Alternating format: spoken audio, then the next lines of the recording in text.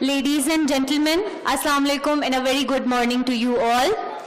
This is Aisha Sikandar, Research Associate at Strategic Vision Institute, Islamabad. It is my honor and pleasure to welcome you all to the first working session of the Islamabad Non-Proliferation Conference 2024. In this session, we are going to delve into a very significant and timely topic, strategic stability and contemporary world order. This session brings together distinguished experts from across the globe, and I am confident that the discussions in this session will contribute to deepening our understanding of this critical issue. Before we proceed further, I would like to make few announcements.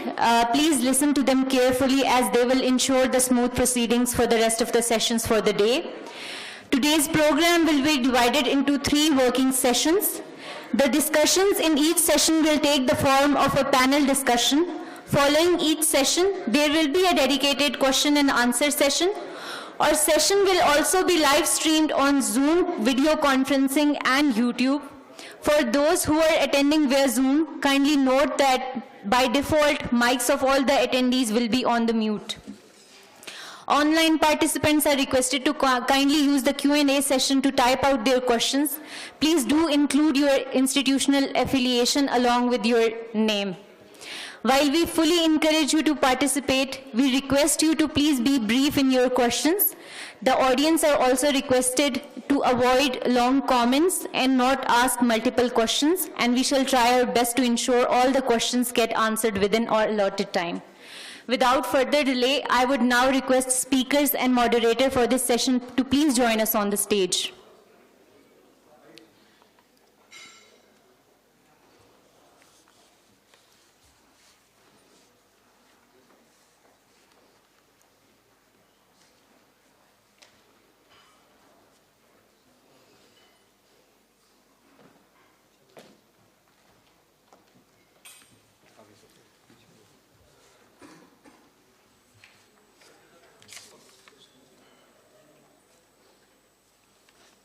Thank you.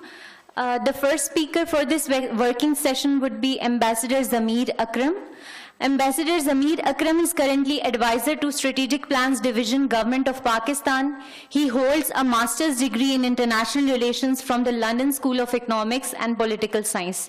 He also served as the Honorary Dean of the Geneva School of Diplomacy in 2010, where he was awarded as honorary doctorate.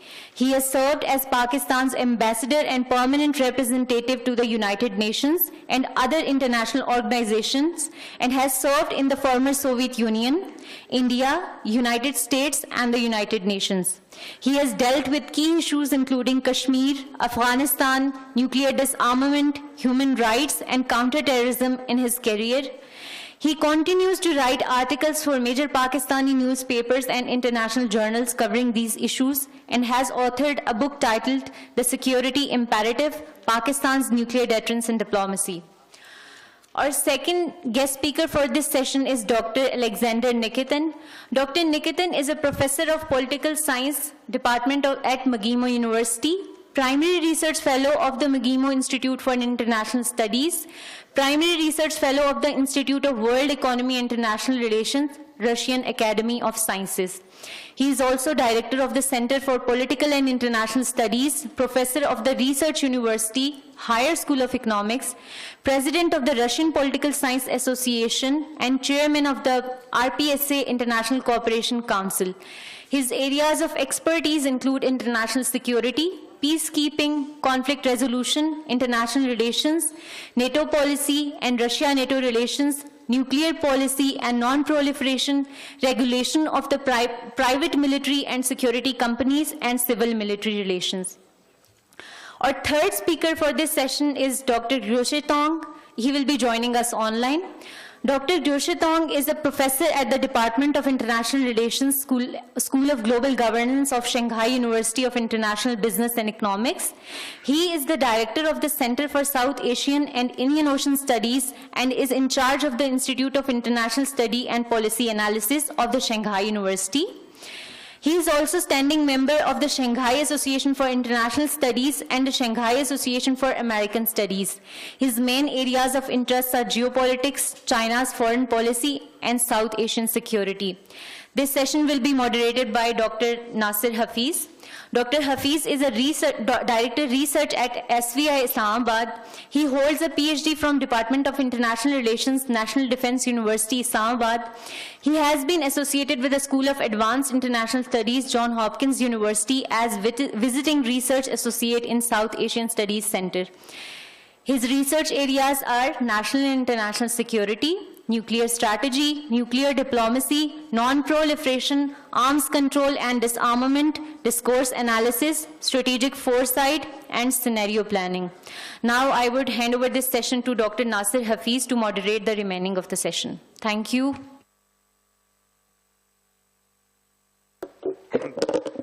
Thank you very much, Aisha. So, ladies and gentlemen, we are opening our Islamabad Non-Proliferation Conference with a conversation on strategic stability and contemporary world order by an eminent panel of experts from Russia, China, and Pakistan, setting the stage for our discussions for today's conference. So let me open up this conversation with few remarks on the understanding of the nuclear strategy as well as strategic stability. Nuclear weapons are not weapons of war. And to some extent, they are considered as political weapons of conceptual domain. Nuclear strategy formulation is therefore an argumentative struggle in the conceptual plane to influence the decision-making loop of the adversaries. A contradiction in term, the art of the use of non-use.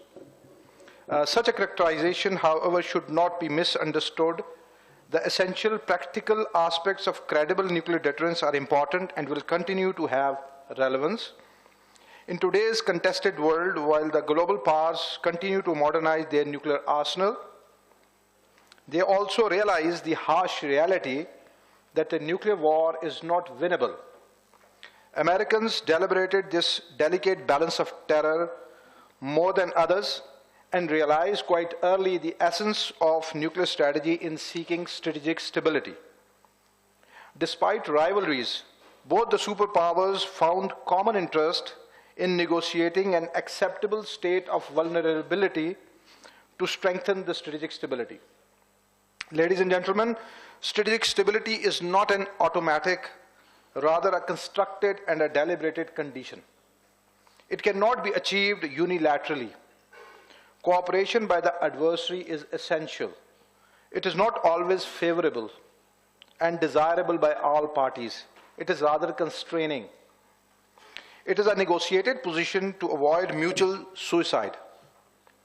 Moreover, the emergence of new disruptive technologies, non-nuclear technologies, further problematize the fragile strategic stability. It is ideal in a bipolar condition and gets complicated in a multipolar setting as we face it today. How we can manage this complex relationship of strategic stability and strategy and with the combination of the technology in contemporary world order, or you can say disorder.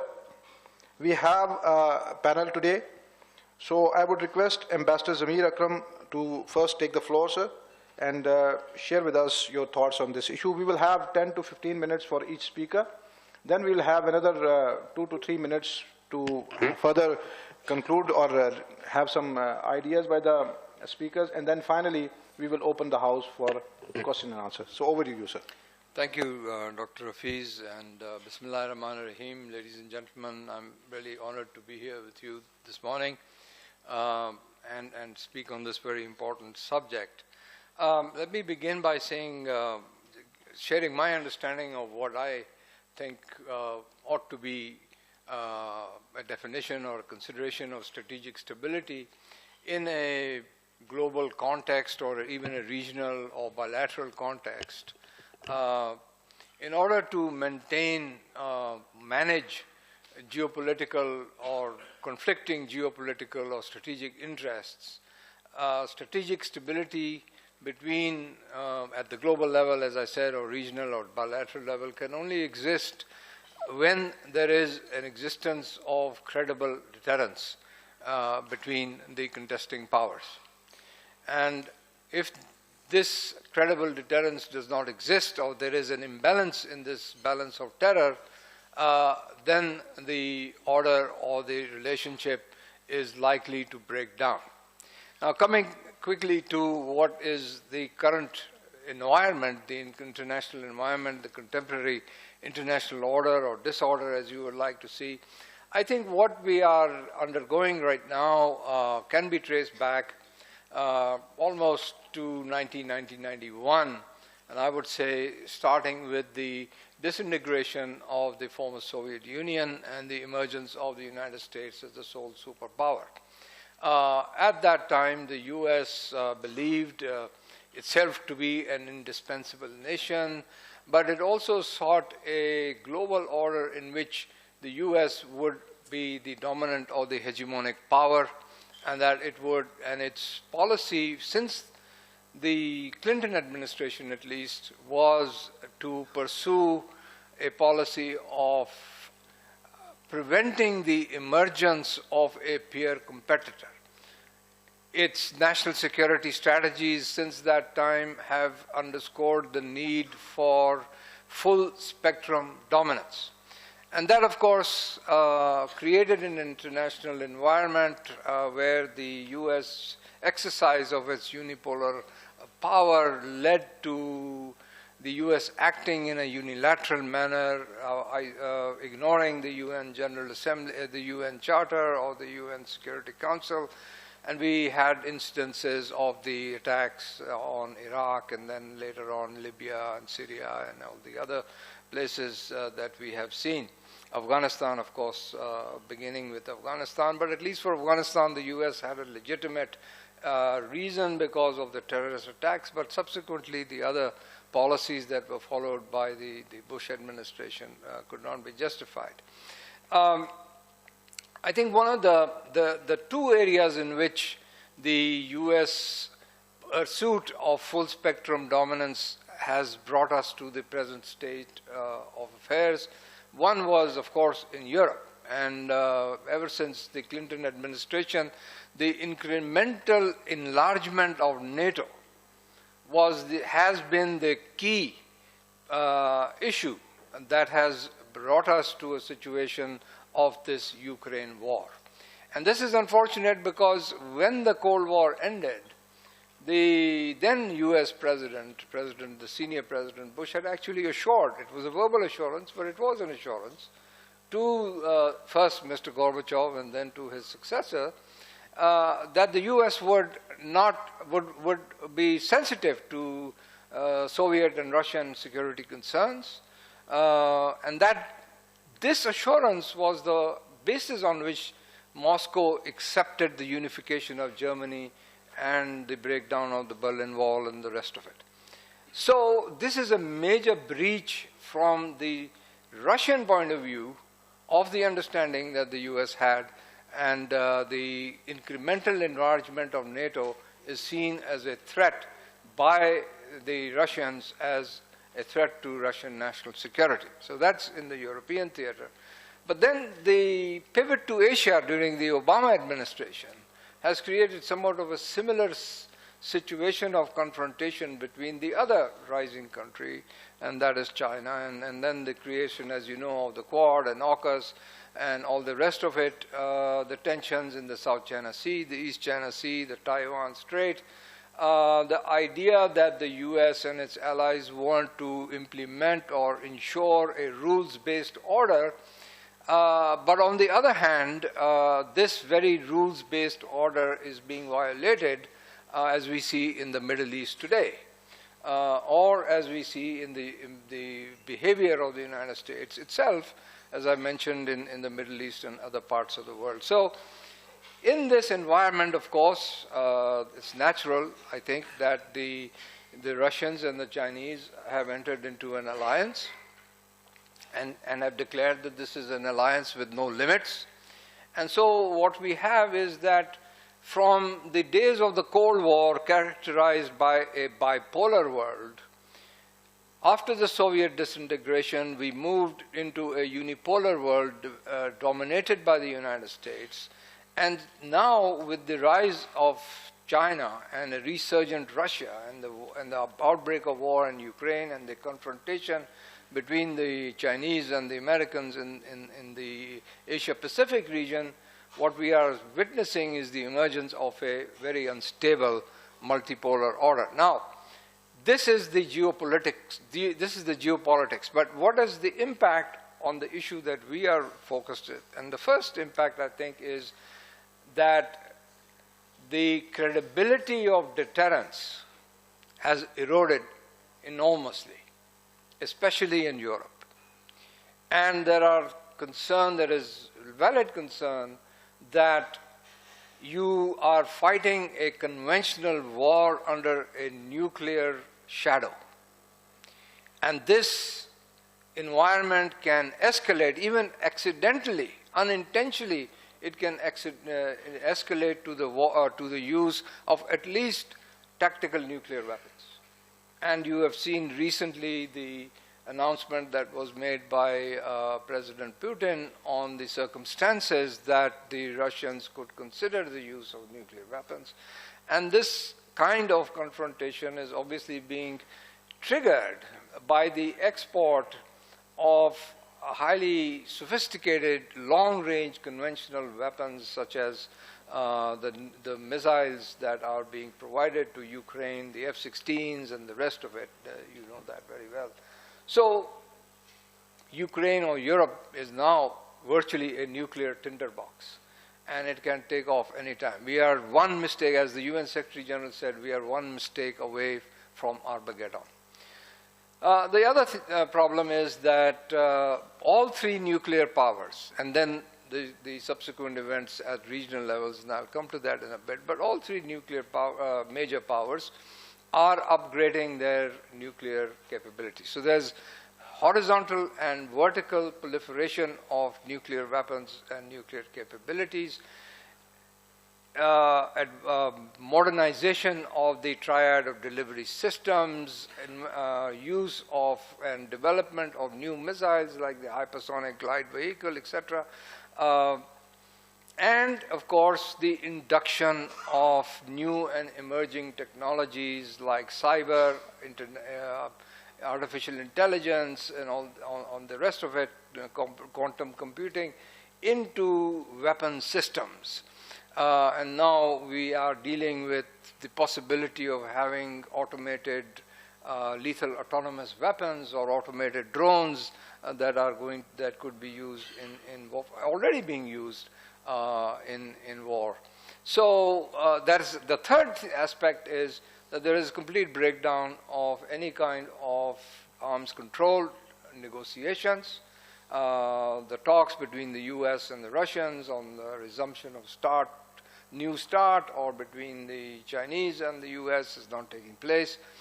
And the fourth aspect is that existing arms control treaties, ever since the breakdown of the Cold War, at the end of the Cold War, have been either rejected, such as the ABM treaty and the INF treaty by the US, and no prospects of any kind of new agreements are possible because the forums where these kind of things can be negotiated, like the Conference on Disarmament, is in a state of stalemate for the last 2.5, 3 decades.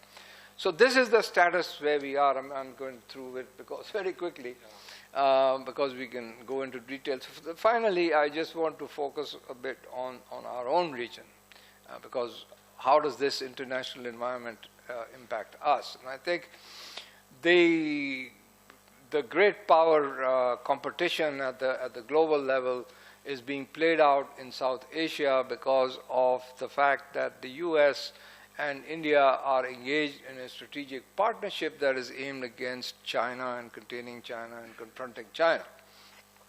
In this process, the US has, of course, assisted the conventional and strategic military buildup of the Indians. This poses, in my view, an existential threat to Pakistan. So that is the first kind of problem that we have vis-a-vis, as a result of this global development. It's also leading to the induction of new and emerging technologies by the Indians and to a certain extent by us as well in response. So the situation is becoming unstable. That's the first impact. The second impact is that there is direct pressure on Pakistan to undermine the Pakistan-China strategic relationship. And that we see in very clear terms is manifest in the attacks, the terrorist attacks that are taking place in Pakistan against the Chinese and Chinese interests, such as the attack in Karachi a few days ago. Now this, in my view, is the consequence of Indian terrorism. And unfortunately, this Indian terrorism is not recognized or even accepted that it is taking place in Washington, even though a resurgent, aggressive, belligerent India has resorted to such kind of terrorist activities on US and Canadian soil as well. So in this environment, the situation in South Asia is extremely precarious. And we have our own arms race that is underway between Pakistan and India. And in this situation, our only hope, our only way out is to ensure credible deterrence through what we call full spectrum deterrence, our approach to this. We don't have time to go into details, but if there are issues and comments that you want to raise, I would be happy to discuss this in the Q&A. Thank you. Thank you, sir. I think a very elaborate, I think, historical development of the current contemporary world order. So we are quite aware, and I think he has very rightly indicated that the US is very uncomfortable with the emergence of a multipolar order. So what they are trying to, or in one way or the other, in the expansion of the NATO, as you were saying, they have underestimated the Russian reaction. So whatever the sensitivities of Russians are, in fact, they are a reaction to something. So that reaction has initiated, and unless that action has been stopped, the reaction cannot be controlled. So I'm sure that sufficient ideas have been presented, which will be discussed in the Q&A. So now I hand over the floor to a teacher, Dr. Alexander. So he's going to give us a Russian perspective on the world order as well as the strategic stability. So over to you, sir. Thank you. Esteemed conference participants, I would like to share some observations regarding the strategic stability and contemporary world order. This is a view from Moscow, but not necessarily of official Moscow. We all present here in personal capacities as individual experts.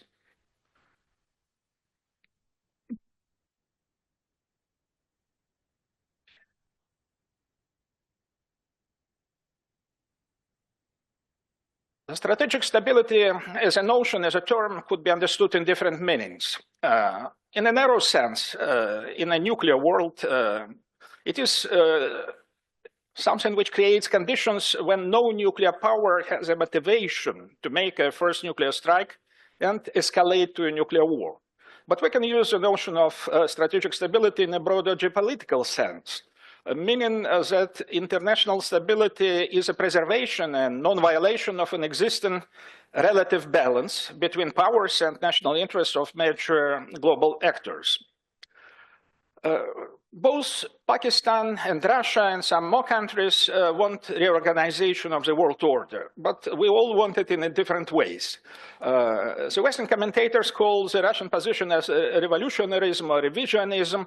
Yes, Russia is shaking international stability, but in the nuclear world, obviously Russia is interested in preservation of nuclear strategic stability, understood, as I mentioned before, as preserving conditions when no side has motivations for a first nuclear strike. And understanding of the nuclear deterrence in Russia currently has been widened during the debates about the reorganization of the Russian nuclear doctrine. Now, we are considering that deterrence should not only deter other nuclear states from attacking Russia, but also it should deter other states from certain non-nuclear political and military steps. And we mean here Ukraine, but we also, most of all, mean the collective West represented by NATO. Another new consideration in the Russian debates about the nuclear doctrine is that aggression of a non-nuclear state, but with participation and support from a nuclear state, for example, Ukrainian actions supported by United States or by other Western powers, would be considered as a joint aggression against Russia, opening a probability of a nuclear response. Another novelty in the Russian nuclear doctrine considers that we added some new points to the 4 cases that were listed before in the Russian nuclear doctrine, which may evoke the use of nuclear weapons by Russia. Now, we add circumstances that threaten sovereignty and territorial integrity. And this definition, sovereignty and territorial integrity, it is wider, it is broader than the former definition that only when the very existence of the state is threatened, only then Russia would use nuclear weapons. Now we are talking about a broader definition when the sovereignty and territorial integrity is touched.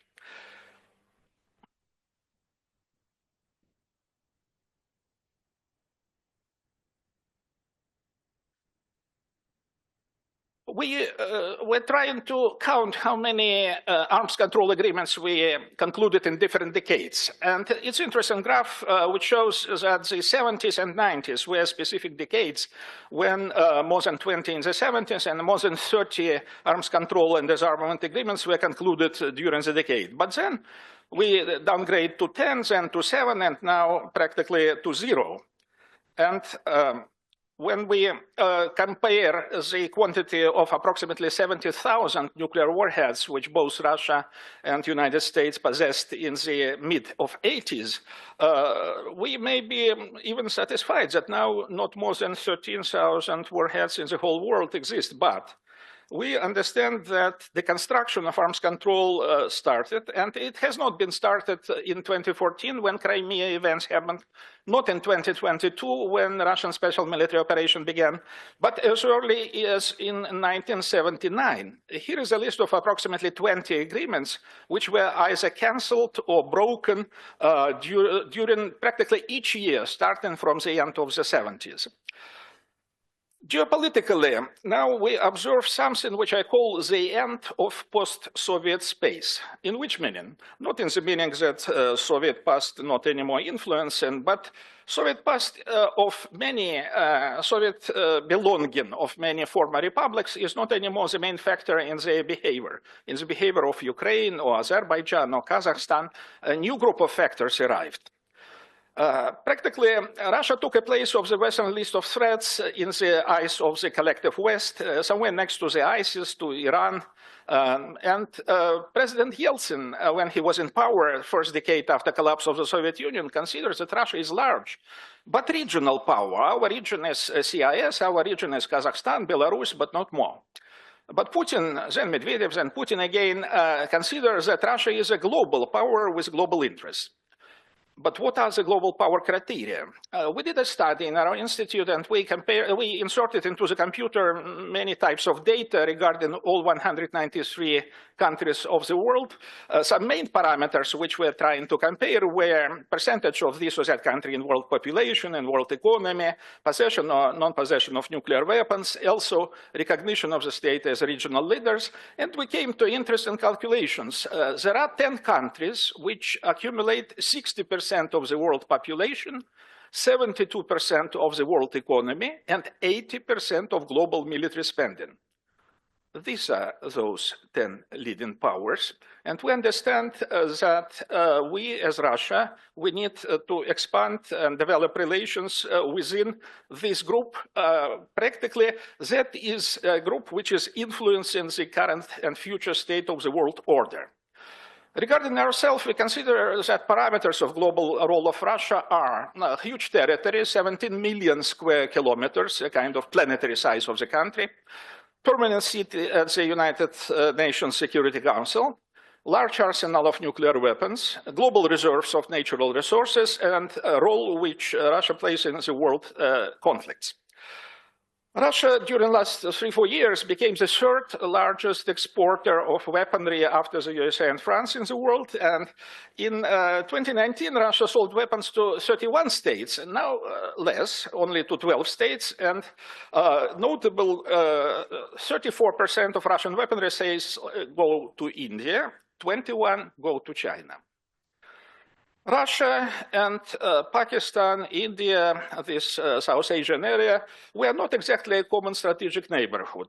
Practically, Asian military political integration is weak comparing to European and unclear. All alliances which existed in this area are dismissed, but new alliances are coming. And as we consider in Moscow, approximately 10 to 12 countries of these regions of Southeast Asia and South Asia are promoted by the United States to a potential anti-Chinese alliance. The USA is trying to interplay with this group of countries to create something, not necessarily a military alliance, but at least a kind of general structure which would be pointed against Beijing. It's interesting to compare NATO as well-known old strategic alliance with Quad and with AUKUS. NATO, it's only about 9% of the world population. Quad is 25% of the world population. NATO is about 53% of the world defense expenditures. Quad, including the USA, is about 50%, and AUKUS is about 43%, considering participation of the country. It's overlapping, you understand that this is not mutually exclusive categories. And regarding nuclear weapons, it's interesting that NATO concentrates 45% and Quad concentrates 45%, though these are different countries. Russia and China practically are pushed towards each other by circumstances which are created by the West. At the same time, Russia and China are not ready for a formal military political alliance. But Russia tries to prevent formation of anti-Chinese Indo-Pacific alliance. Russia promotes non-Western, as we call them, non-Western alliances like BRICS, Shanghai Cooperation Organization, Collective Security Treaty Organization, Eurasian Economic Union, ASEAN, etc. Regarding Shanghai Cooperation Organization, now 19 more states expressed official interest, as they presented some papers through foreign ministries, to join Shanghai Cooperation Organization. Several of them are in the Middle East, some in Asia, some in South Caucasus, but Shanghai definitely would be expanded further. 17 states are interested to join BRICS. And here is a group of countries in Africa, another group in the Middle East, more in Asia, more in Latin America, and some in Europe. Practically, the modern map of BRICS is looking like this. You may see that this is intercontinental alliance.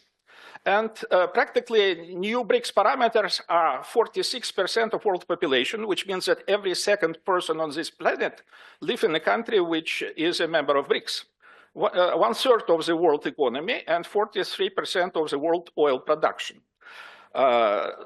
If you look into the last two digits, you may consider that today in 2023, last year, BRICS countries were 32% of the world economies, while G7, famous G7 Western group of countries, only 29%.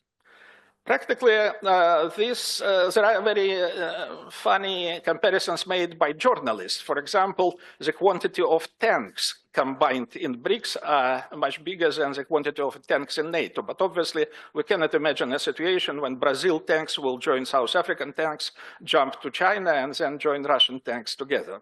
But at the same time, this makes us all to think about different parameters of BRICS and Shanghai Cooperation Organization as really new concentration of power.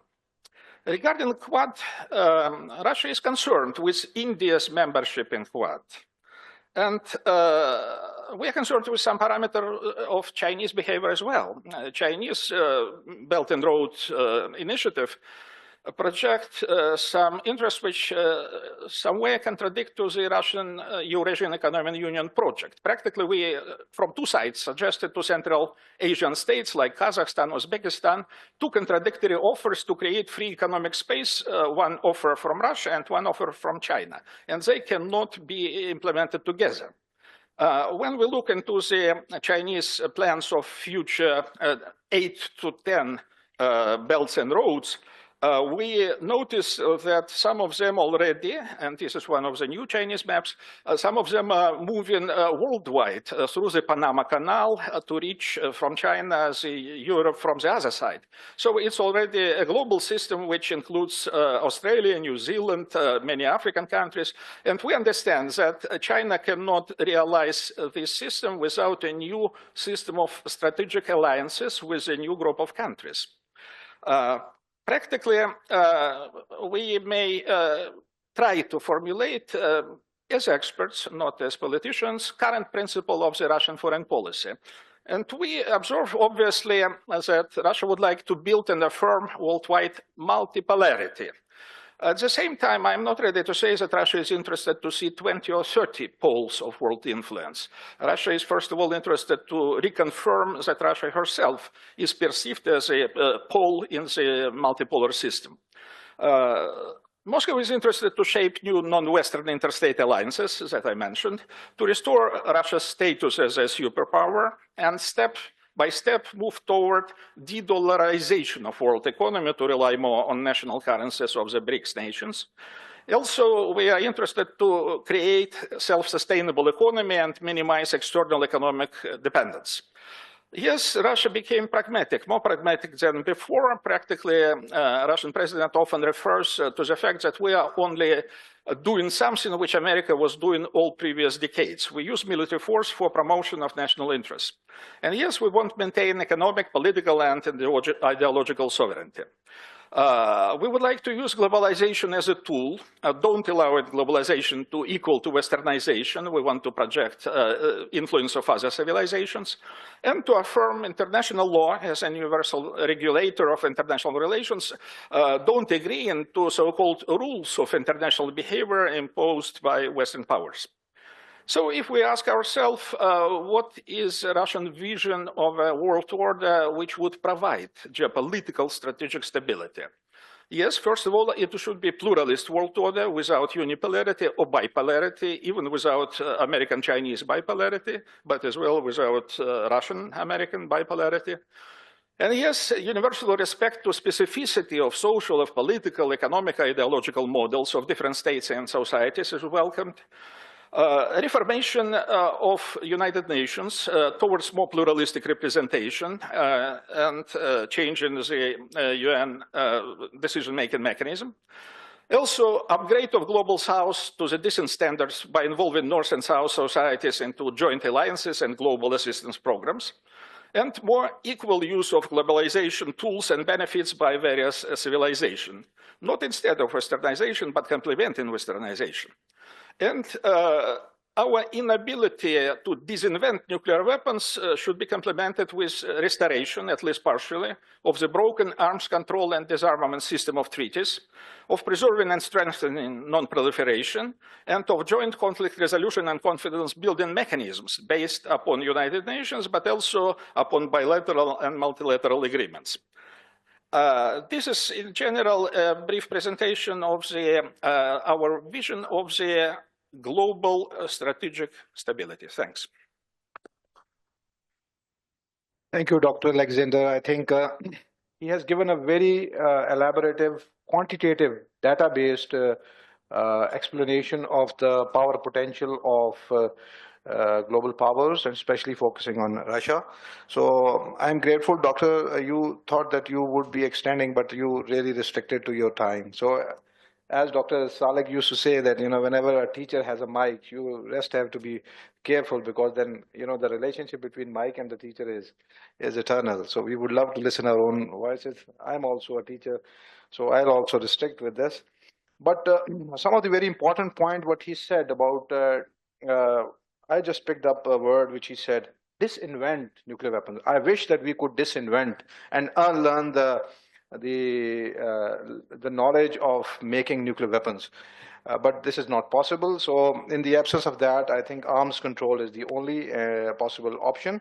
The de-dollarization which Russia is trying, I think, is going to have a lot of repercussions, and we are looking at this world economy is there is going to be a resistance, and of course that is we can see that resistance.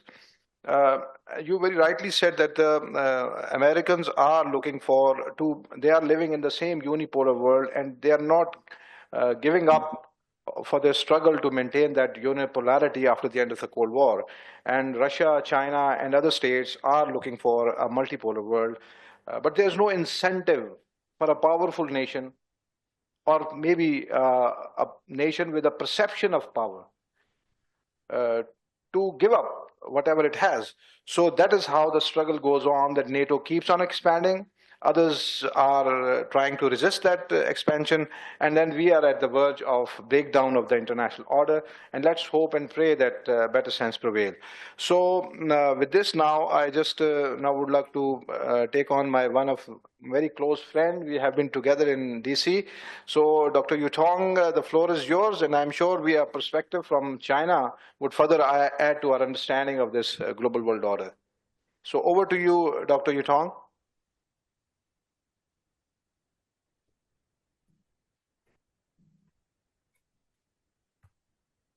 Good afternoon. Yeah. Good morning, everyone. Can you hear me? Yeah, we can hear you. Okay, good.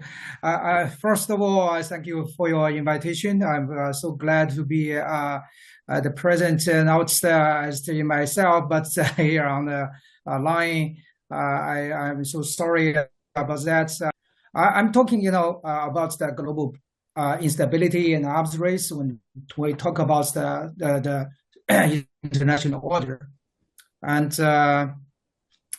just now, the two speakers, Ambassador Zamir and Dr. Alexander Nikitin, I think talked very well. It's very fruitful for me to understand how the Pakistan Russians think about the international order, and particularly from the military perspective, nuclear and conventional weapons, how the international situation changed from the early 1990s, the collapse of the Soviet Union. So I would like to first just a very short retrospect of the international order from the strategic balance from the early 1980s, the post-Cold War era, when we're moving from the Cold War, the USA and Russia and the Soviet Union bipolarity, and moving toward the unipolarity in the early 20th century, and that's the unipolar moment. And everyone, I think, I don't want to explain that how the NATO and EU expansion to the west, to the east, and the war also just mentioned by the speaker in Yugoslavia, Afghanistan, Iraq, Libya, and etc. by the NATO led by the United States. And the Western supremacy, and because of that, and we have a theory of hegemonic stability that make the international order, that the unipolar moment, and everything will be okay.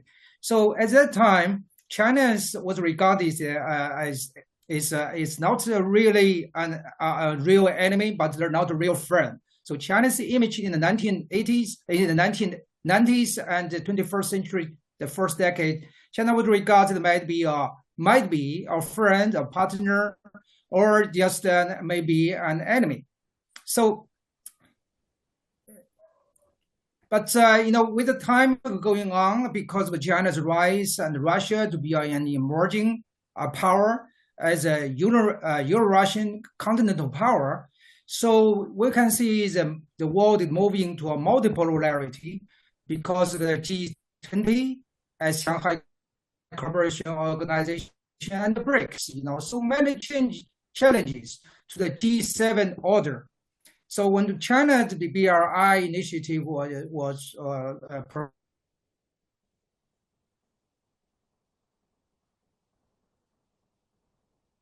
the economic, I think, in the flooding, not militarily, but economic and politically in Asia, in Africa, maybe in Europe. So people are talking about more and more the multilateralism and not the unilateralism. So we can see that the world is changing, and this multipolarity order is more going emerging powers like India, Brazil, South Africa, Turkey, and Indonesia. There's more emerging powers particularly after the 2010. So we can see that more strategic instability and more emerging power and remaining power, there are more conflicts. But China mainly remains the main target of the West. So before the last 10 years, and East and West had been increasing, and China's theory, China's threat is becoming a real threat. It's not just an image, but China's threat is real. So that we all see the old narratives of the international balance of power, the military doctrines like containment strategy, ballistic missile defense, arms control, strategic competition, military alliance, and so, you see so many the old concepts in the Cold War. Now we are talking more and more in the 21st century, particularly in the last 5 years or even 10 years.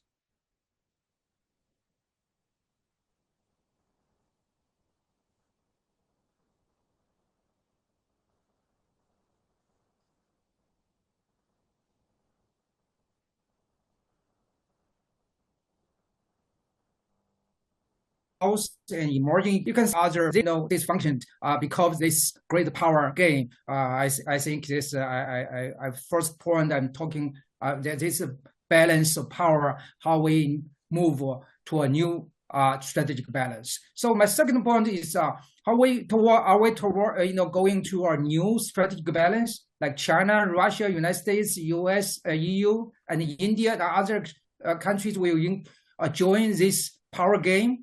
I believe that there's another, we are going to a direction. So when we talk about the international or global arms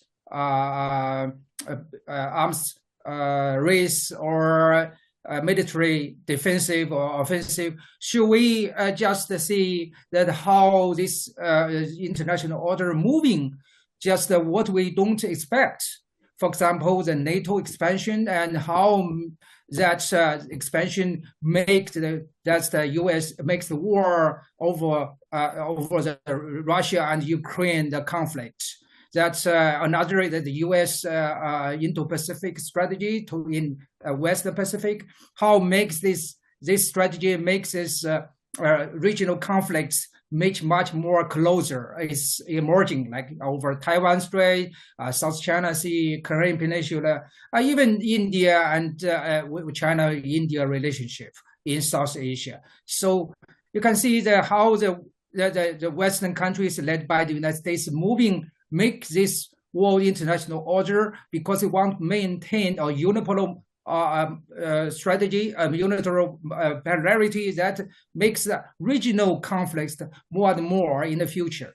I believe that the Ukraine and war that makes this U.S.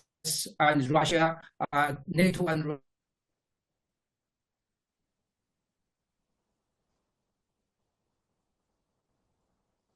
much more rightly worried to not only European countries, but also to Asia. So expansion, even want to cooperate a partnership with Japan, with South Korea, and make this international order unstable. So that is makes another one aspect. Another aspect of this trend is the strategic coordination or cooperation between China and Russia. And people talk about particularly Western countries talk about China and Russia military alliance, but I don't believe it's the true traditional military alliance, but it's much more strategic coordination. Because China and Russia, we have the same geopolitical pressure from the west, from the east and west of the Eurasian continent. So there's one I would like to mention.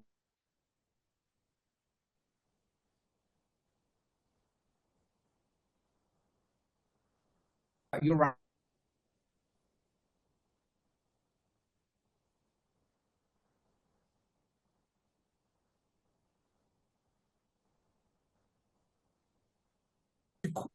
That makes this trilateral, quadrilateral, that's a dialogue with India much more stronger leverage over the China and Russia, China and the U.S. strategic competition. And at the same time, India, another example is the Indian role in Shanghai Cooperation Organization. I don't see that India now is making a positive role in this trilateral, in this multilateral regional organization that makes much more even Shanghai Cooperation, even break the mechanisms. Much more negative is dysfunctional. So that is one makes the new international global strategy balance much more worrisome. This one I would like to mention. And so let me talk a little about the regional strategic balance. So when we talk about global balance, global stability, but don't forget that around this it's China and Russia. There are three regional security problem challenges. One is the Ukraine crisis. The second is India and South Asia. Just mentioned India, Pakistan, the two countries with nuclear weapons, and how India will try to maintain its hegemonic, I think, status. Historically continue. And in East Asia, we can see much more hotspots like on the Korean Peninsula and the South China Sea and over Taiwan Strait. So this is much more, I think, regional strategic instability, but much more, unfortunately, affected by the nuclear competition and ballistic missile defense competition. I would like to mention that this is three regions, three areas of the Eurasian continent, and that will be continued to influence China, Russia, and also, of course, Pakistan and South Asian peace and progress, I think. So the U.S. offensive strategy now makes the China and the Russians military alliance are much more closer, as you just mentioned. And there is also China and Russia strategic partnership in the future. I believe whenever I think the USA trying to bring that the West Pacific much more to be a battlegrounds over the the ballistic missile defense and the nuclear weapon competition, intercontinental ballistic missile defense. So that will be the West Pacific region will be another place that's power struggle, power competition much more in the future. Here, I want to also mention how China and Russia work together, maintain the multilateral framework positive. Just mentioned the Shanghai Cooperation Organization and BRICS, and that is China and Russia. Of course, with including Pakistan, will work much closer. I believe that's the best way that multilaterally work cooperation and to push forward multilateralism in international order, being another one of the strategic mission of these regional countries. And one aspect of China-Russia relationship is that I don't believe that a decline in Russia's power might be entirely beneficial to Chinese national interest. Because from my point of view, China cannot be just one power can have the defensive against the Western strategic offensive strategy in West Pacific, and even geopolitically in the whole Eurasian continent. So we can see the U.S. now and the Western countries, and particularly the NATO, make this arms race much more and more. We're talking in the last 5 years at least, more and more, and including the nuclear threat and nuclear deterrence we are facing. That will be a very a disaster for the future, not only for China and Russia and Pakistan, but for the whole world. Let me talk the last point, and I'm talking about it will be a new round of strategic balance. I think that, for example, that one example is China's ballistic missile test. It's the intercontinental ballistic missile test on September 25th, just months ago. But we see the American IBM test in 2023 and 2004. That's just I mentioned the nuclear and missile defense competition. And China has 500 modern modular, most likely, maybe nuclear warhead, but the U.S. has tens of Chinese nuclear arsenals. So the U.S. military alliance now with Japan, with South Korea, Philippines, Australia in the West Pacific now makes this region that China worry most, because the U.S. now talking about them deploying medium-range land missile against China in Japan, also most likely in Philippines. And this is, not just the Western Pacific regional instability, but the whole international order that makes it unstable. But I do believe that because the power struggle now maybe make this interest to stability continue, that will be also depends on the strategic balance.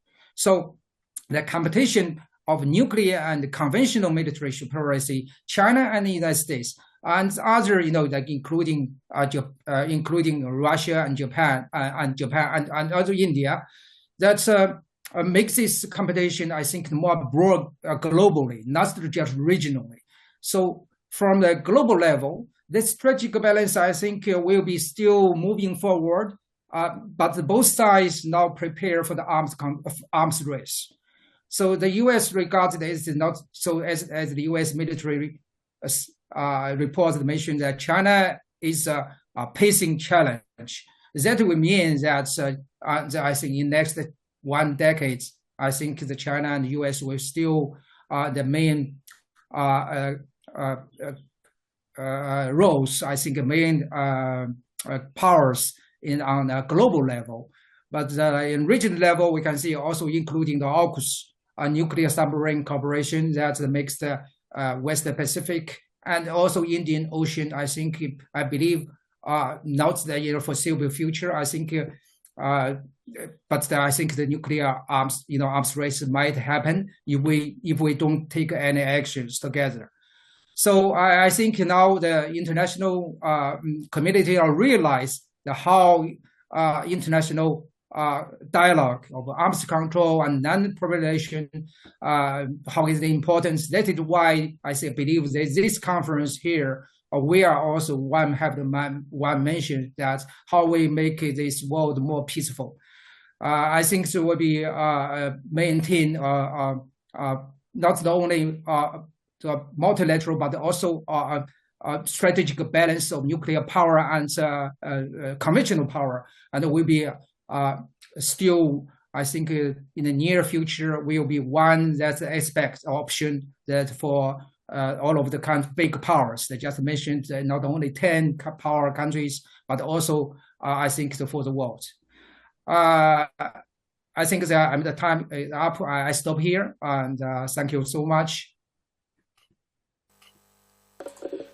Thank you, Dr. Yutong. I think because of some technical issues, we could not completely hear what you said, but of course we could make a good sense of the perspective from China. One thing I would like to highlight which he said, and I think is very pertinent to our topic, is that during the Cold War, the strategic stability rests only on the management of the nuclear weapons. Now, with the emergence of non-nuclear strategic precision weapon system, and the other capabilities in the cybersphere, in the artificial intelligence, there is now a requirement of a combined and a more extensive, a comprehensive approach towards the different power capabilities, which can be destabilizing in different regions and at the global level. So now the strategic stability the concept has to be further extended to those new boundaries of military capabilities. So China, I think the understanding of strategic stability at the global level is because of the containment effort being executed by Americans in different regions, especially in the Indo-Pacific. So and then very pertinent reference to the recent ICBM test by the Chinese and the expansion of their nuclear arsenal. This is all again in the reactive mode. So that's all about our three speakers now. So we are going to have 3 rounds of question answer session. 1 round from our physical audience here, a round from our virtual participants online, and then once again we will come back to this hall. So we can have, because we are left with only 30 minutes, so we'll have a couple of questions from the hall, and then we will move to the online. So please identify yourself and then have a very short, crisp, without a lengthy comment question. So please. So we start from the front and then we'll go. Yahan pe laye. Bring the mic here.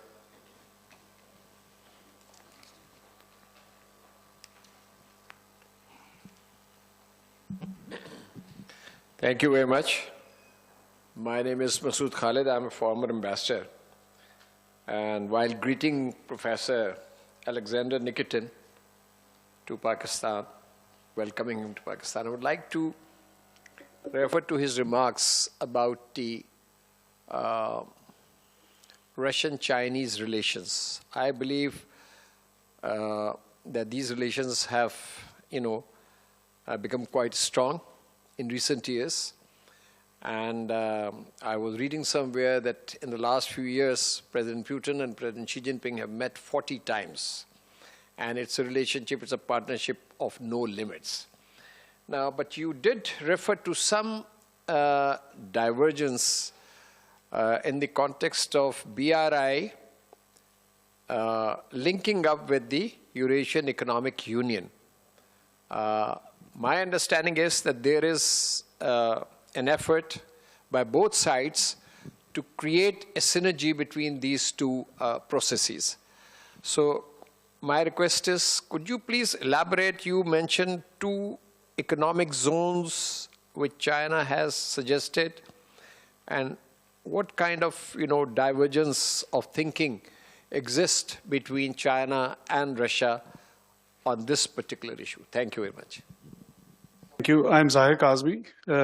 My question to both the speakers.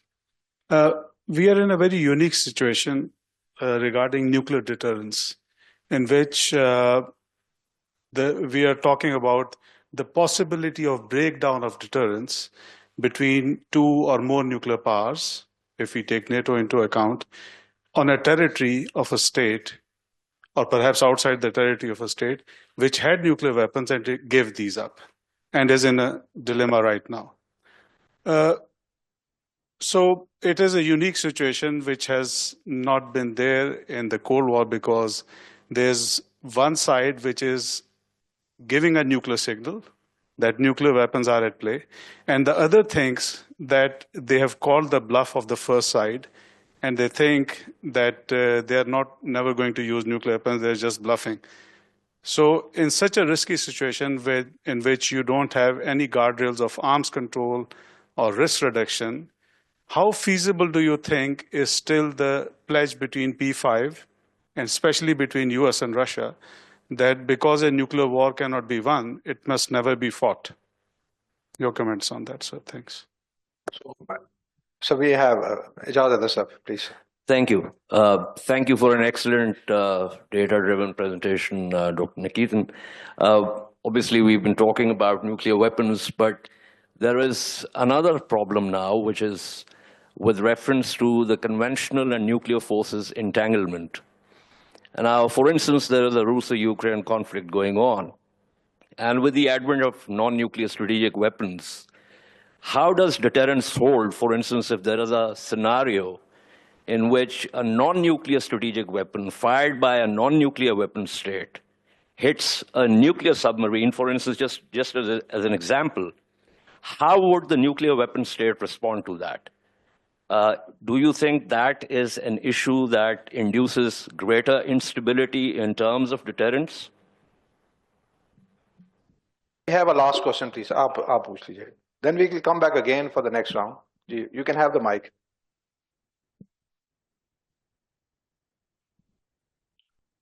My name is Irfan Farooq. I am from University of Management and Technology, Lahore. My question is from Dr. Alexander, that how does Russia's latest shift in its nuclear deterrence doctrine, which now includes non-nuclear states supported by nuclear powers, impact the strategic balance in the Black Sea region? So I think we can have a, you want to respond first? First of all, you may remember that when Ukraine was negotiating with the European Union to have a preliminary agreement about future membership of Ukraine in the European Union, Ukraine has been split because CIS economic connections was presented by Moscow on stake. Moscow said, you decide, either you are with European Union, then we close all preferential sales of oil and of everything to Ukraine, or you stay with CIS, Commonwealth of Independent States economic system, but then you don't sign the agreement with the European Union. And that brought to us split Ukraine and further events. And practically now, situation of the Central Asian presidency is not easy, because imagine a room where we have two doors, one to China, one to Russia. If both doors are open, then all Chinese television sets, all Chinese cars via Central Asia without any regulations will come to Russian markets, which is unacceptable to Russia. We want to decide which doors they want to open. And this was my point about some certain contradictions. This is not the only one, but in general, you are right that general state of relations between Russia and China is very positive. At the same time, we all have some small problems with France. It does not mean that we are not friends anymore. We are friends. Now, regarding the other nuclear questions, you see, we have different schools of thought in Moscow, and obviously the schools of thought are among military as well, among politicians, among political experts. And there are Russian generals and experts who say that whenever you use the first tactical nuclear weapon, however small it is, then immediately after several hours, or maybe after 2-3 days, you are in a full-scale exchange of strategic strikes. And they do not believe into the limited use of nuclear weapons. But there are different schools now, and you see, there is a saying that Moscow and Washington in arms control, they always share the same position, only in different decades. I mean that Americans were considering limited nuclear war concepts in the 70s, 80s. You may remember the neutron bomb, which was for the very limited use. Now, it seems that Moscow is more sharing the approach that limited nuclear war. I wouldn't say it could be fought. The problem is that we are using nuclear weapons for signaling. It is a nuclear signaling by flagging the nuclear weapons, but hoping never use them anyway as it was before. This is why this strategic signature of the Russian president in January of 2022, together with 5 leaders of 5 P5 nations, still here. Russia hopes never use nuclear weapons, but signal is that if the other side violates some rules, for example, provide for Ukraine the long-range weapons which would be reaching Moscow and allowed Ukrainians to strike these weapons against Russian capital city, that would be a kind of our new perception of unacceptable damage. We all remember that deterrence is based upon unacceptable damage in the second strike. But the problem is that our notion of unacceptable damage enlarged now. We mean that not only a nuclear strike of the other side may be unacceptable, but some political moves of the other nuclear weapon states could be unacceptable. And definitely, Russia is not in a situation of, say, nuclear deterrence with Ukraine. Nuclear country and non-nuclear country are not in this area of nuclear deterrence. Our nuclear deterrence still is about the United States and NATO nuclear states, or maybe American tactical weapons in Europe. So we are exchanging signals with Washington via Ukraine.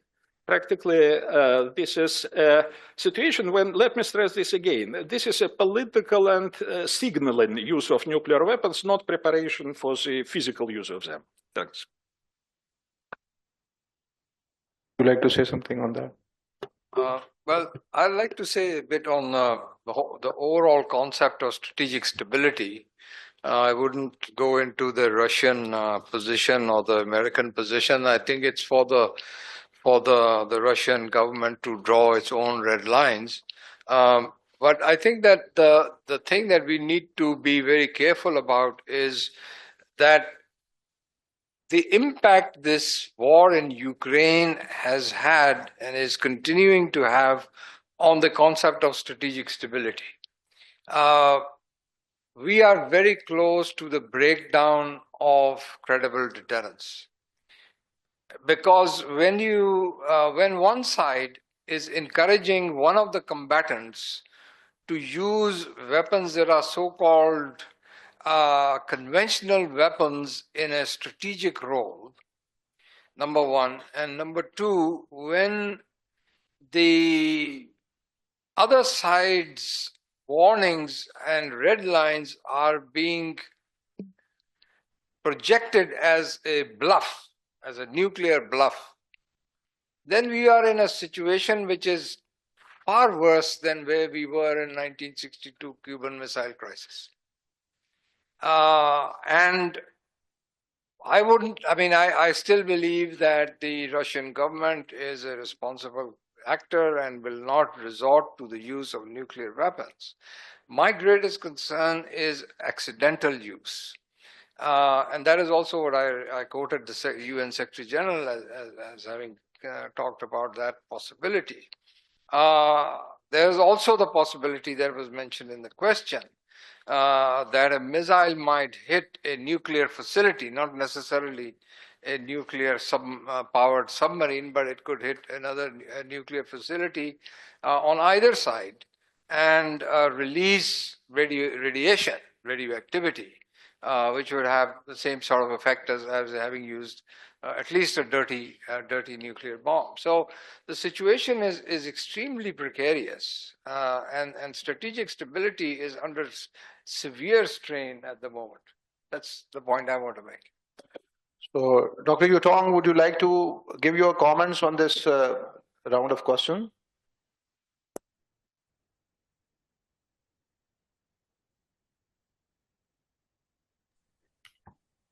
Yes, you are talking with me.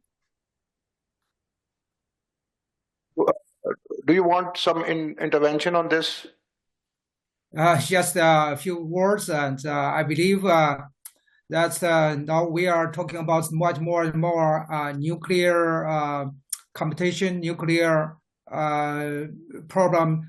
I don't think it's just orally people not look. I think worrying about there are over just mentioned as of the Korean crisis. I think much more worrisome that nuclear weapons can be used. There might be also nuclear facility that can be destroyed.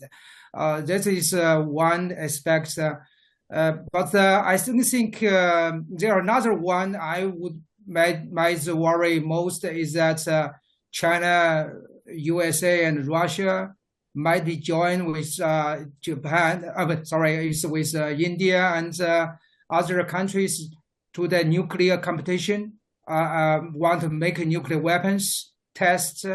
I think that will be, unstable. Make this international order unstable. That will be a nuclear war, much more worrisome that in the near future. I don't believe that on just one regional like the Ukraine and Russia war can make this war happen, nuclear war happen. A nuclear war happens, but globally, China and USA, and plus with Russia in West Pacific and in Europe, that makes this nuclear competition, nuclear arms race much more happening that in the future. That's I'm worrying some. I think I would like to add to these points. Thank you. I think Ijaz, what he was trying to say that, as I also said in the introduction, that this nuclear strategy is all textual, it's all argumentation. So we really understand that, it is a use of non-use. So how efficient and how prudent the policy articulation is and is not misunderstood. The perceptions and the conception of these ideas of strategic stability and the incentives for the first strike, these are all articulated in the policy positions. So let us not push beyond a border. A range of ideas should not be challenged, so that whatever fragile or the precarious condition of strategic stability must be maintained. So these scenarios are good enough to discuss ideas. I think we will continue to debate on these. So now we have another round of questions. Yes, sir, please. Here in the second line. I'm Dr. Javed. My question is to Ambassador Zamir Akram, that if you see any change in the scenario due to introduction of the new emerging technologies, could you speak about that? Yes, here in the lady in the back, please.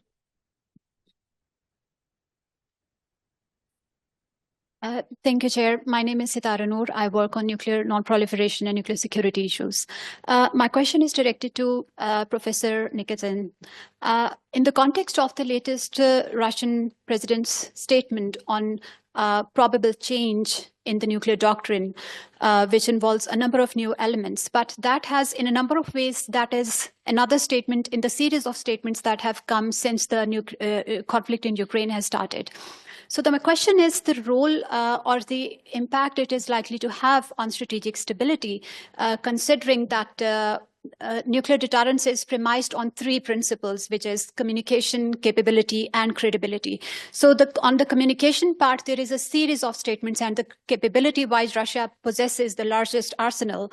But how does that repeated rhetoric or the statements impact the credibility? Because the more statements come, the more it is taken as incredible or considered as a bluff by some of the opponents that the statements are aimed at. So do you think it is strengthening deterrence, or in the long run it is impacting deterrence posture, Russia's deterrence posture, and and affecting the strategic stability overall for the future? Thank you.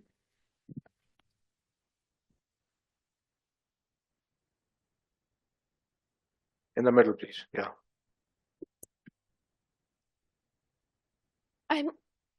I'm Urva. I'm a scholar of MPhil in International Relations. Please hold the mic a little closer. Hold the mic a little closer. Yeah. I'm Urva from National University of Modern Languages. I have a question. In an increasing multipolar world where regional conflicts and power dynamics are shifting, what innovative diplomatic strategies can the international community employ to strengthen the non-nuclear proliferation regime while addressing the legitimate security concerns of all states involved? Thank you.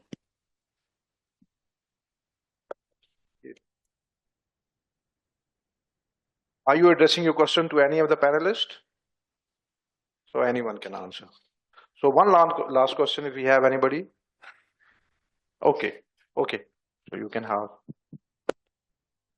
My name is Zira Jabit, and my question is, in a global geopolitical context characterized by the emergence of new alliances, what are the prospects for the resolution of long-standing disputes? So now the floor, sir. Dr. Negative Alexander, sir, would you like to start with that? Well, deterrence suppose that your nuclear weapons are intended to prevent the use of nuclear weapons by the other side. And whenever nuclear war starts, it means that your deterrence failed. From this point of view, it is very important to keep credibility of deterrence, and credibility means uncertainty of the other side about your own decisions and your own behavior. This is exactly what Russia is doing. Russia, for example, when it moved tactical nuclear weapons to the territory of Belarus, it gave some signal, but at the same time, we understand, for example, that the problem of the double key remains, which means that how can you use your nuclear weapons, which are located on the territory of the other state, without the decision of the president of that state, of president of Belarus, for example, because the retaliatory strike would be not only against Russia, but against Belarus as well. I mean that politically, the decision, the method of taking decisions, organizing of a double key between Russia and Belarus is not made public, and a certain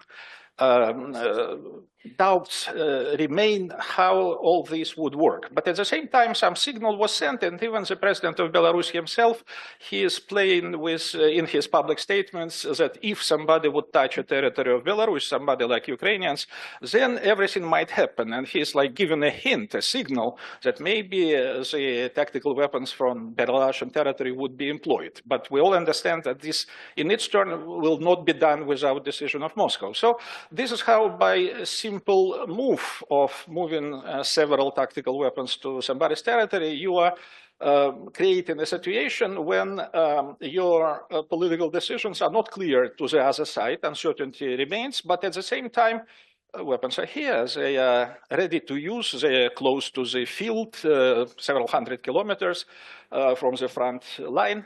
And same type of decisions, where same type of messages are sent by changes or debates about changes in the Russian nuclear doctrine. Again, Russia is sending a signal that we can downgrade the threshold of use of nuclear weapons. But to keep credibility, at the same time, we stress that some promises of the president never use nuclear weapons, they remain, but there could be some exceptional circumstances. And again, exceptional circumstances could be interpreted in many ways. I said that if before exceptional circumstances were interpreted as physical strike of weapons, of missiles of the other side, now exceptional circumstances could be, for example, the supply of long-range weapons to Ukraine and public permission to Ukraine to use them against Russian deep territory. And this would be, again, another move in the nuclear threat, multiplied by the uncertainty of how it would be used. So Russia is trying to avoid that Russian nuclear weapons would be called a bluff threat, as was mentioned here. At the same time, this is yet not an attempt to make the use of nuclear weapons inevitable. Definitely not. Thanks. Okay, thank you. I think these three questions, more or less, I guess I should answer, I should address them. The first question directly addressed to me is about the impact of new and emerging technologies. I think the first and very clear impact is in the use of cyber technology for cyber warfare. And that has already happened in the sense that cyber warfare can be used to hack into a country's command and control center. I'll give you as an example, and if the command and control center is subjected to some kind of malware or virus, the country that has been attacked by this cyber attack perhaps would not even know of it. And there was an example way back in the 80s and 90s when the Israelis and the Americans used this Stuxnet virus against the Iranian nuclear program.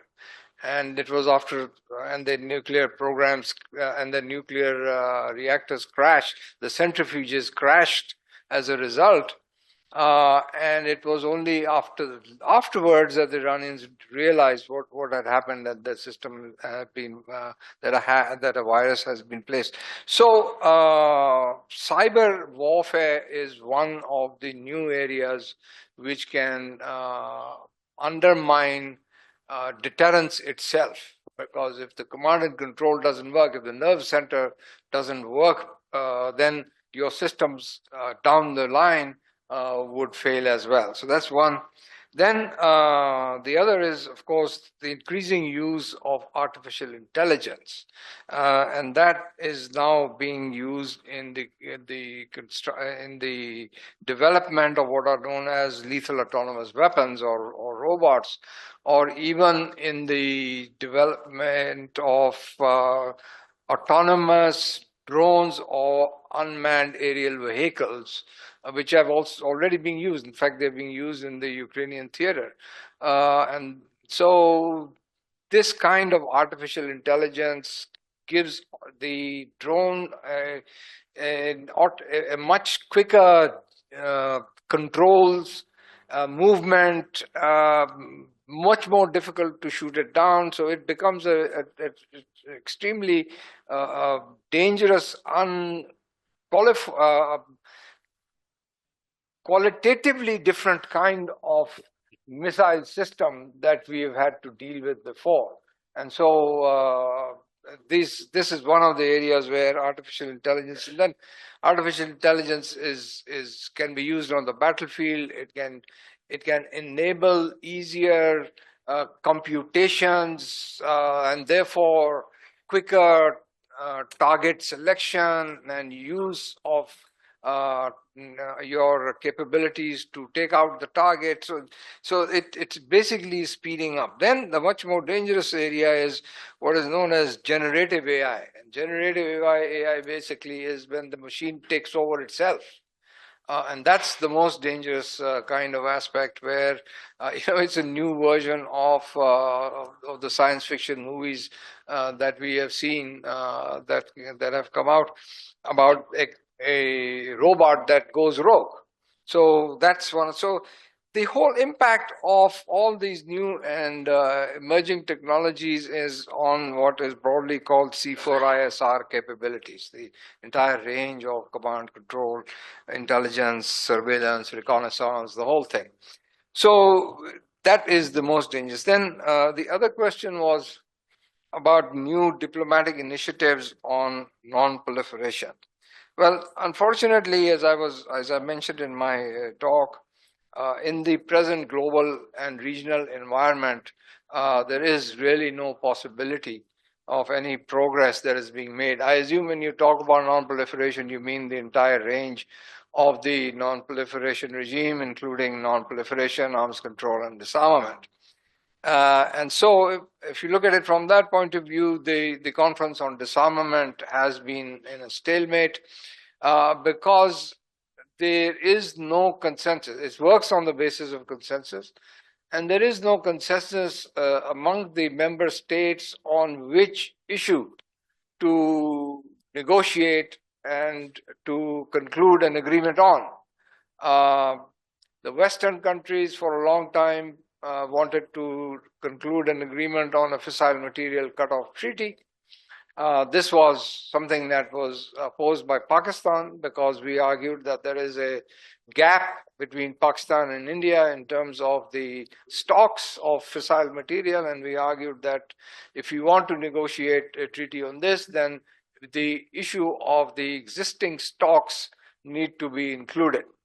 Now, there are other countries. Just a few just a few days ago, a group was formed called the Friends of the FMCT in New York at the initiative of the Japanese. And the Japanese focus is more on the Chinese and Russian nuclear, particularly the Chinese development of its nuclear arsenal. And so this newly formed Friends of the FMCT intend to renew their efforts in the CD on this issue. Again, as I said, because of the consensus principle, it's not going to go very far. So the problem is that no one has really agreed on which item or which subject we are going to negotiate. There are many. The Russians and the Chinese have been proposing prevention of an arms race in outer space. Pakistan, along with a group of developing countries, has been talking about a treaty on negative security assurances, which basically means that the nuclear powers will give assurances that they will not use nuclear weapons against those that do not have nuclear weapons. So, unfortunately, there is no agreement on this, and I don't really see what kind of initiatives are possible in the present environment. And the last point was about, I suppose the question, I didn't understand it fully, but I suppose the question was whether there can be resolution of territorial disputes in a situation of nuclear deterrence. I think that was the question. Now that's a very tricky thing, okay, because, and it's complicated, because at one level of thinking you would say that if two or more countries are in a situation of nuclear deterrence and there is this nuclear threat and the differences between them becomes a nuclear flashpoint, and you would take the example of India and Pakistan, that Kashmir is a nuclear flashpoint, then you would want to solve the problem and in order to ensure against the outbreak of nuclear conflict. But then for that to happen, you need the parties to be rational, reasonable actors who are seeking a solution to the problem in order to avoid an escalation. I don't think that that is the attitude of our antagonist or the other party in this situation, because the Indians have basically stalled on finding a solution. And right now we don't even have a dialogue. So that's one level. But there is another level, and that is what you would call the stability-instability paradox. That if you have nuclear weapons and you are basically able to neutralize the other side, then you are in a position to use sub-conventional tactics, what we call hybrid warfare, whatever you want to call it, below the conventional level to address each other or to undermine each other. And that's basically the charges of terrorism that we make against India and India makes against us. And so that's at the level below the nuclear threshold. Of course, even the Indians have been seeking even the possibility of fighting a conventional war below the nuclear threshold, and then of course we have responded to it, as you know, FSD and the rest. So I'd stop here. Thank you. Thank you, sir. I think we are running short of time, so we would be closing this session. Just as a parting note, I would like to just highlight only one thing at the end of this discussion, that we have all agreed that the concept of strategic stability is not as simple as is generally understood. And it is getting more complex day by day. So what is the role of the think tanks and the research institutes and the scholars, the universities, those who are working in this field? So we have to come together in the forums like this to further deliberate, to streamline this and to control this debate and understand this debate so that we can create a uniformity of understanding, at least at the conceptual level. Whatever communications are being made are understood in the manner as are being articulated. So there are no misconceptions, there are no misperception, and in the process, we could avoid a catastrophic use of nuclear weapons if it is possible, or if it may occur. So that is the parting note. With this, I come to the end. I thank all my panelists. I also thank the virtual participants, though we could not get any questions from them. But I thank all of you who have virtually joined us on the internet, and of course, a very engaging question and answer session. Thank you very much. So a round of applause for everybody.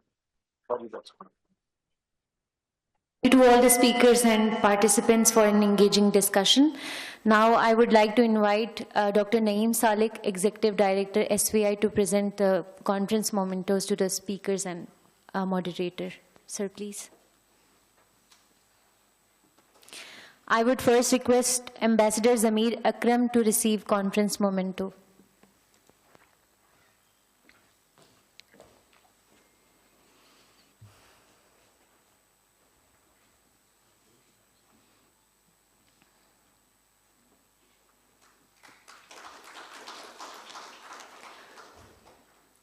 I would now request Dr. Alexander Nikitan to receive conference memento.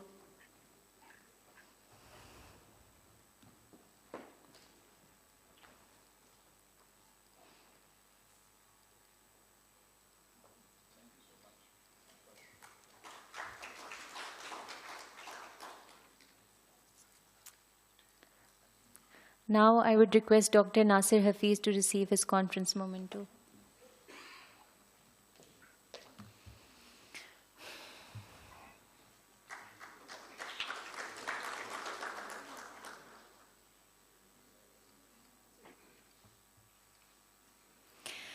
With this, we wrap up our first working session for the day. Please be seated as we are about to begin the second work session. Thank you.